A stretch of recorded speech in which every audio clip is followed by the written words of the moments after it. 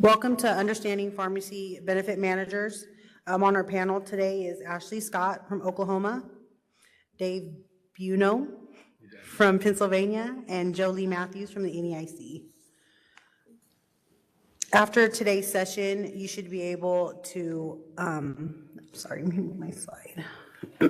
You should be able to identify the functions of PBMs and the role in the fulfillment of medical prescriptions, understand the regulatory hurdles and concerns surrounding PBMs, and describe the work of NEIC members concerning the regulation of PBMs. Our first presenter will be Ashley today. Good morning. I'm excited to be here with you guys today, and we'll move on to the next slide. Maybe. There we go. PBMs, I think everybody probably knows that acronym by now. We're going to talk a little bit about the history of them, what they do, and then have some more information through the rest of the panel members. But the functionality of PBMs and the role in their fulfillment of prescription drugs. So you've got the PBM, and their role with a pharmaceutical manufacturer is to negotiate rebates with those manufacturers. Rebates are typically based on volume. Therefore, a PBM can offer manufacturers a higher volume of drugs being purchased and in return command a higher rebate. They accomplish this by putting a manufacturer's drug on the PBM's formulary and or in a formulary's less expensive cost-sharing tier. So we're seeing that happen quite a bit through the formulary process with PBMs and the manufacturers. The PBM and the PSAO, or the pharmacy, negotiate with those groups as well. The PSAO will assist most of your independent pharmacies in negotiating with the PBMs for reimbursement rates, and most reimbursement rates are set based on a percentage of the average wholesale price, the AWP, and are applicable to all drugs based on brand or specialty status and are not negotiated on an individual drug basis. In addition, PBMs can negotiate a dispensing fee with the PSAO or the pharmacy. Actual acquisition cost is the final price that the pharmacy will pay after all the discounts have been subtracted, and some states have prohibited these types of fees from being charged by the PBM to the pharmacy. On the PBM and payer side, so you've got your health plans, your employer plans, a PBM may perform a number of services on behalf of its payer clients. They may negotiate rebates with the manufacturer, negotiate with the pharmacies, develop the formulary on behalf of the payer, the plan sponsor, or the insurer, or sell the payer a predetermined formulary, and offer payers utilization review and or disease management services.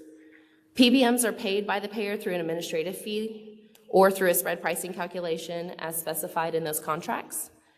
For payment on an administrative fee basis, the payer pays the PBM an administrative fee either in the form of a retainer, a per claim fee, or other similar arrangement. With spread pricing, the payer will either not pay an administrative fee or they will pay a reduced administrative fee, but then the PBM will retain certain risks related to the difference between the price paid by the customer and the price paid to the pharmacy. In most instances, payers can choose either option in its contract with the PBM. However, some states have prohibited spread pricing. I know in Oklahoma we have, and there's quite a few other states through some of our conversations that have prohibited that act.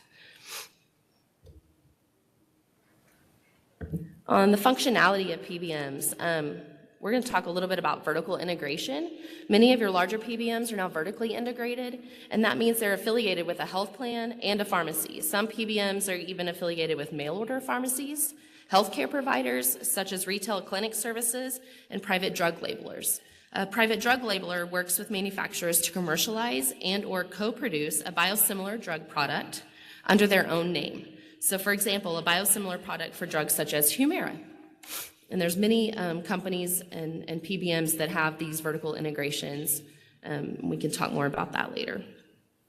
On a rebate side, the rebates are previously, as we discussed previously, kind of flow back from the PBM to the manufacturer and are usually based on the volume of prescriptions generated by the placement of the manufacturer's drug on the PBM's formulary.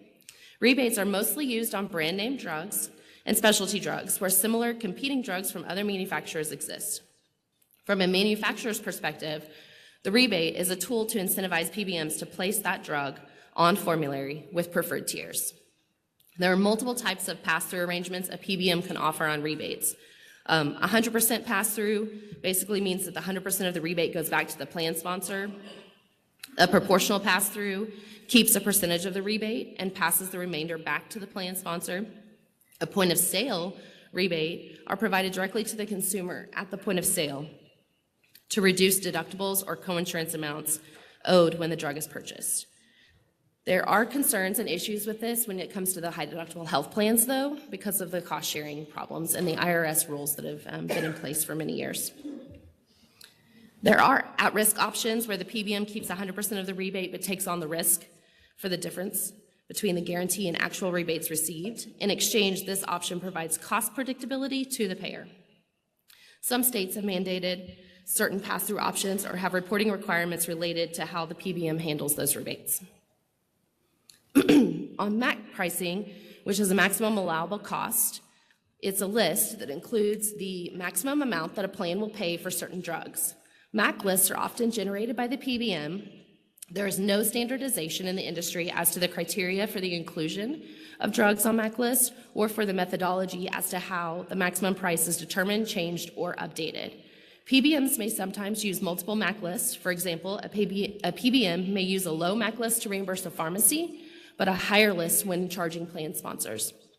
Due to some of these scenarios, many states have implemented laws on how MAC reimbursements shall be calculated and auditing mechanisms for reviewing those types of claims. I'll pass it on to Dave. Thank you so much. And then, did you move it? No, I can do it. All right. Did it move now? All right. So, my name is Dave Buno. I am the Deputy Insurance Commissioner looking over the Office of Market Regulation in Pennsylvania. And from what I understand, everything is going very easy with these PBMs. I believe they're cooperating with complete transparency. Why is this all wrong? Is my slideshow all going to be all wrong? No, I tell you what, as a regulator, this has been challenging, and it's going to be challenging stuff. We are currently disjointed a little bit. We have some work to do. There does seem to be a lack of transparency and a lack of trust when it comes to us as regulators trying to look into doing any type of review. Some of the PBM legislation has been narrowly focused at times of service and financial interest. I think sometimes as states we're creating our individual laws but forgetting that all 50 states and 6 territories or 5 territories and DC are truly in it together. And this is new for the PBMs as well. I don't think they've had very many market conduct exams done on them in the past. As a matter of fact, I don't think folks have been doing very much review of their information at all. So, here we come knocking on the door to have a conversation, and I think it makes people uncomfortable and puts guards up and makes it very awkward. I think it's real important that our states work together in trying to figure out where there are and where there is common ground, because I think as we evolve, the challenges are only going to get more complex. So, I know that we have a fantastic working group that we're working to put things together here at the NAIC. I think what's being expected from regulators is a lot. I can speak for my team. We have a lot to learn, and we're trying to always figure out where do we learn it, who do we learn it from, what are the right folks to reach out to, so here we are learning or building the airplane as we're flying it, and I'm positive that as we figure things out, we're going to make mistakes and do things that we wish we would have done differently on other exams. Once again, PBMs have not been through this process. The process of learning about PBMs isn't transparent at all. I was joking earlier, I don't know if you guys noticed, it's not upfront, and we are going to have to work together to build that. My hope is that the laws that are being created today are in the best interest of the patient.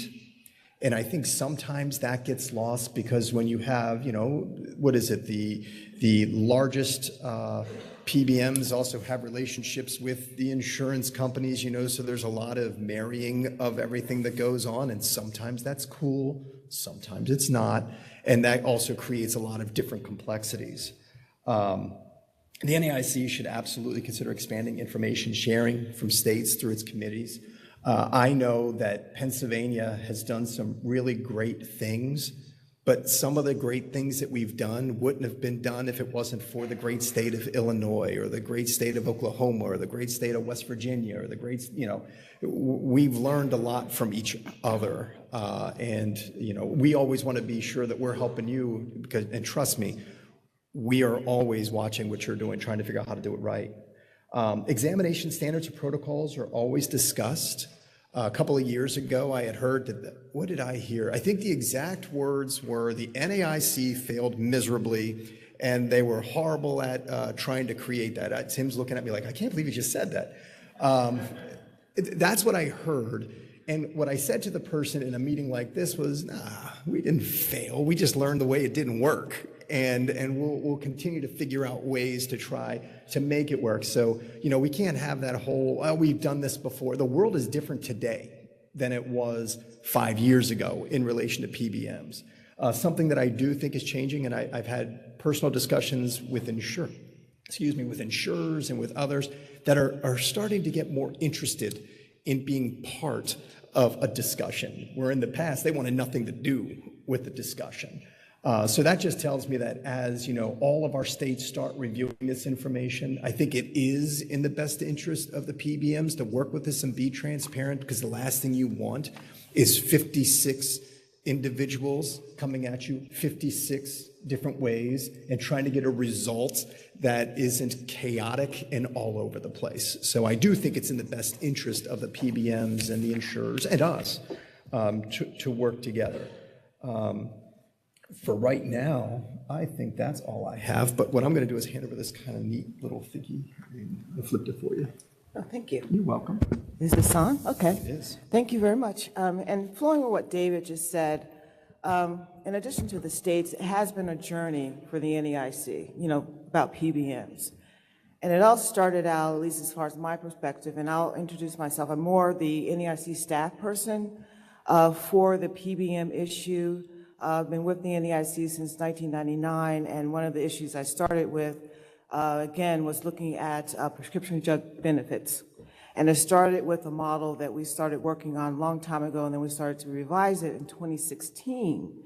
And that's when really the PBM discussion started at the NAIC. The model that I'm talking about is the Health Carrier Prescription Drug Benefit Management Model Act, better known as Model 22. And that model goes into establishing prescription drug benefit, like rules for health carriers when they provide that prescription drug benefit. And that's how PBMs originally came to our thoughts when we were going through that model and trying to figure out what rules should we set, as far as what carrier should follow. And at that time, a lot of states, and again, this is 2016, a lot of states were not really focusing on PBMs as a separate entity, as far as them providing that drug benefit on behalf of carriers. Basically, they would probably regulate them as a third-party administrator or TPA or a utilization review agent. And if the PBM was helping the carrier, or the carrier delegated the prescription drug benefit management to the PBM, the NAIC looked, and the states looked at having, because they regulate the insurer, they would regulate the PBM through the insurer. They would not directly regulate the PBM. Moving forward, of course, PBMs started to, emerge as more of an important player on the prescription drug benefits side. So, in 2016, again, we were looking at regulating the PBM through the insurer. Starting in 2018, there were a lot of discussions at the NAIC because states at that time were starting to begin to directly regulate PBMs. And so we decided, and the NAIC decided, to establish a new group called the PBM Regulatory Issues Subgroup. And that group is sort of like what Ashley, in her part of her discussion, as you heard, there was a lot of acronyms, a lot of things that PBMs did. But I have to say, and I was part of the not knowing exactly what PBMs did. So the first thing that this subgroup did was sort of have information gathering sessions. Because again, we were all starting from sort of like not knowing exactly what PBMs do, their function. We had a little bit of an idea, but we wanted to have sort of like a level playing field. So we went through, I think, about a year or so of information gathering sessions where we had all the players come and talk to the subgroup. We had the PBMs, we had the health carriers, we had the PSAOs, we had everybody. And before I forget, a lot of this stuff is on the NEIC website under, and I'll talk about this in a few minutes, but under the PBM Regulatory Issues Working Group. So all of that information is under the Documents tab. I think we kept all that information there, if you're interested. And so again, we had these information gathering sessions, and at the end of that, the subgroup decided, well, perhaps we should looking at a model, a PBM model. I don't know if anybody knows the history of that. We did do the model, but at that time, states, again, were all over the place. Some states were really highly regulating PBMs, others were not. So we never reached a consensus, and that model basically failed. So starting back, the subgroup decided, well, maybe we should take with the information that we got from those information sessions, and we'll do a white paper. And that's what we did. We did a white paper. I think it's a very good resource for particularly for people and states that want to learn more about PBMs, who they are, what they do. Also, we put in some things related to the legal aspect of what's going on as far as PBMs, all the lawsuits. Molretti, PCMA versus Molretti is a case that's still, I think, going through the process because the PCMA does not believe that the states have a certain authority to regulate certain aspects of PBMs. So again, that's going through the process. But again, I highly encourage people to look at that white paper. That's also posted on that same website if you're interested in that. But recently, after that group finished the white paper, there was a lot of discussion about what's next. And again, as part of those information gathering sessions, the subgroup and its members decided, well, we did focus on PBMs, but what about everybody else in the drug distribution chain? We have all these other people. We have pharma, the drug manufacturers. We also have the pharmacies. We have all these other people in the stakeholder in that distribution stream. We need to look at those as well. So what happened is that I think just recently we, the working group, well, it became a working group because we adopted new charges for the PBM subgroup, and now it's called the Pharmaceutical Benefit Management Regulatory Issues Working Group. And it's my fault that it's like mixed up, but I wanted to keep the acronyms PBM. And that's, again, that's my fault. But anyway, the group set up these new revisions of new charges for 2024. And I think you'll see a lot of what David had talked about in his discussion is that we really wanted this group to be a forum for not only the state insurance regulators, but also interested parties, all the stakeholders, to be able to get together, talk about some of these issues, be more educated. And so that's one of the main themes in our charges. And if you look at, again, it's on the page, we have a whole list of charges, and you'll see that theme running throughout. But in addition to that, we also wanted to also keep, again, part of the education. And there is another charge where we're going to have a compilation of state laws, as Ashley has mentioned, and I think David mentioned, what states are doing as far as PBM regulation. We already have a compilation, and again, it's posted on this website. I think it's as of 2023, February 2023. I have not gotten a chance to update it because I think a few states have done some more PBM regulation laws in 2024 and at the end of 2023. So I'm hoping to update that by the end of this year, fingers crossed if I get to it. But I'm hoping to get to it. And another aspect of the charges that I also want to highlight is that, as David had talked about, as far as the states and the PBMs, a lot of the states, and again, I'll backtrack a little bit, the states, as I noted in 2016, they were really not focusing on PBMs. And at that time, they really weren't regulating. According to the State Academy, the National Academy of State Health Policy, NASHB, at this point, 29 states have laws or regulations that directly register or require PBMs to be licensed. Again, not all of these are going to be by state DOIs, but they do have those on the books. In addition to that, all 50 states, again, according to NASHB, have some form of PBM regulation. And some of those PBM regulation states will have examination authority over PBMs. And again, that's new for state insurance regulators. And so to help state insurance regulators and provide some uniformity in how PBMs are going to be examinations, the working group, one of the main work products for maybe the end of this year, probably next year, is having a proposal for a PBM examination chapter to be included in the market regulation handbook. And again, that's going to be our major work product for this year or early next year. And right now, we're having a drafting group that's getting started soon. And the working group is going to be meeting at the NAIC's fall national meeting. I don't know where the drafting group will be at that point, but I know there'll be discussions about that exam chapter at that meeting. And so, again, I encourage people to follow the group. If you're not already on the interested regulator list, on the interested party list, reach out to me. I'm easy. My email address is all over the NAIC website to contact me for you to be a part of those discussions if you want to be. And then lastly, I will talk about a new initiative of the NAIC called the NAIC Connect. The working group does have a page on that platform. It's only for regulators, but we have gotten it up and running. And if you are a regulator and you're not on NAIC Connect, please, I think there's a booth down the hall, or I think it's over in the convention center where you can sign up. Also, if you are on NAIC Connect, you can join the group. I think as I last looked, we have 80 people that are on that group.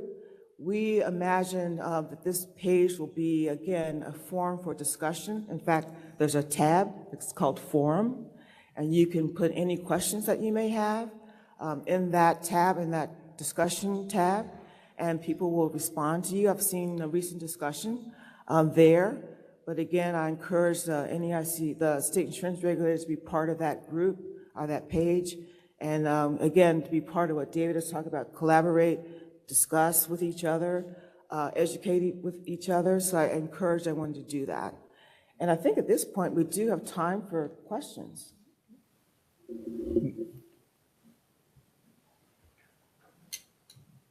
I can't believe there's not a single question. That feels very odd. But I think, all the way in the back? So one of the things I just read was EIR fees have gone up something like 100,000% over recent years.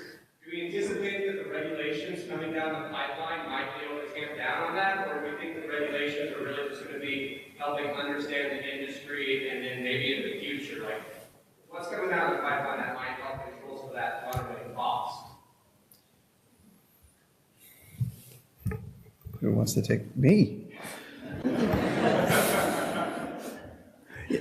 I actually don't have an answer to your question. I think it's a great question. I know from a Pennsylvania perspective, we have brand new legislation that has passed that we are working through to try to get ourselves in order and in a better place. Do you have any additional? Yeah.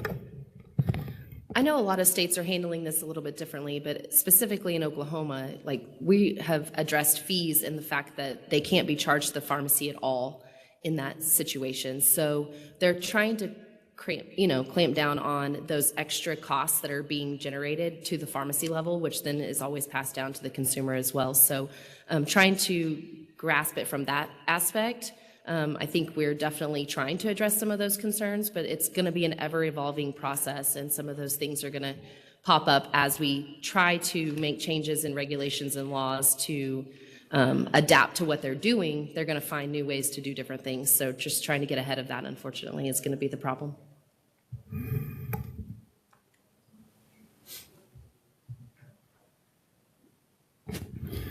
So how many members are part of the, oh, a question over here. Oh, in the yellow. You mentioned in the beginning a couple times that the PBMs bear the risk. Are the PBMs really bearing the hand of this something? It seems to me that there is no risk. Right. No, I mean, no, yes, you're correct. They're not really, but that's their reasoning and how they get to the point that they can do the formularies and they do all of these things and they can take on the rebates, and that's their monologue when they're writing their contracts and all of those things. So it is what they're saying, but in reality, are they? Not really. No. I mean, in some instances, if they're taking on some of that risk up front, just like an insurer would, but they're ultimately getting paid in the back end. So.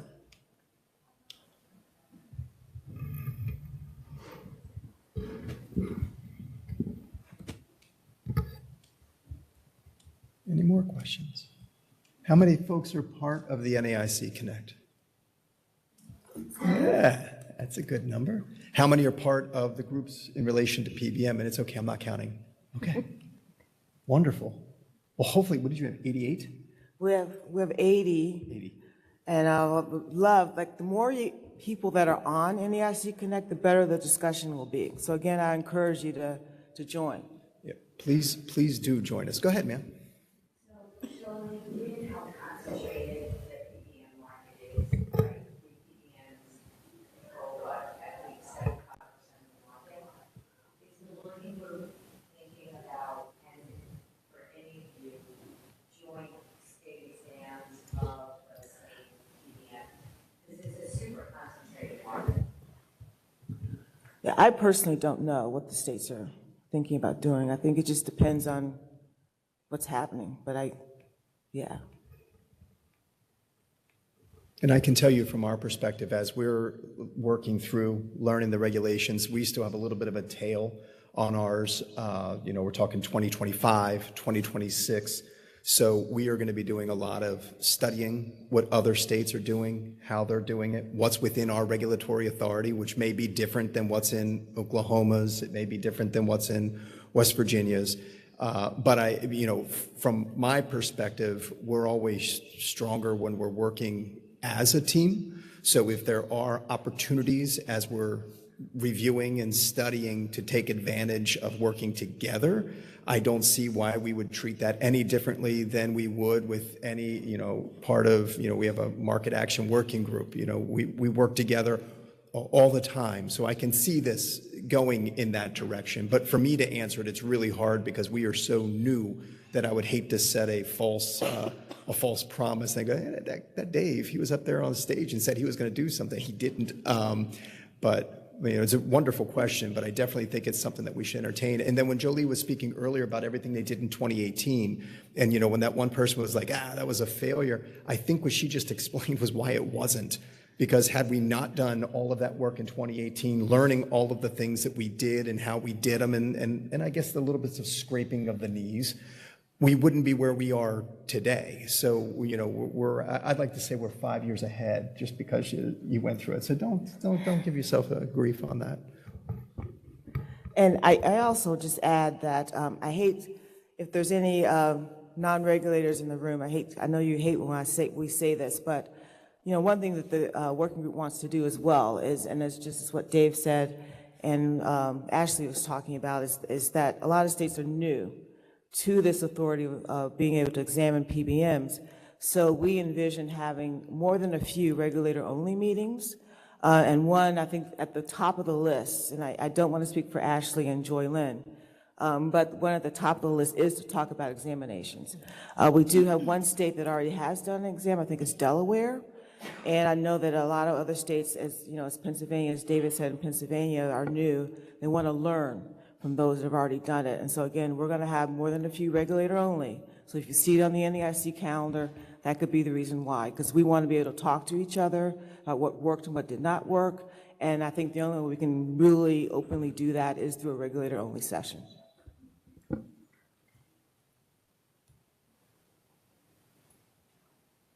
Everybody's so quiet. Any other questions for us? Because I certainly don't mind giving folks back 17 minutes. All right. Tim, is that all right if we end a little early? I mean, I could go for 17 minutes. I could talk and talk. And I'm a hoot when I fly by the seat of my pants. I think you'd all really enjoy. Richard over there would really enjoy it. He's our lawyer, and he'd be like, oh, no, they've just given him 20 minutes to talk. This is bad. But well, I mean, if you all, and if there are questions that you all have that you just don't feel comfortable asking, don't be afraid. We'll sit up here for a little bit and come on up and talk to us. I think this is truly one of those times where I can at least speak for me. I do not know all of the answers. The great news is I have great partners that I hope will help me know all of the answers. And, as I get my sea legs, hopefully I will be that great person that eventually is the ones that folks go to as well. So thank you all. And with that, we do not have anything else. So thank you.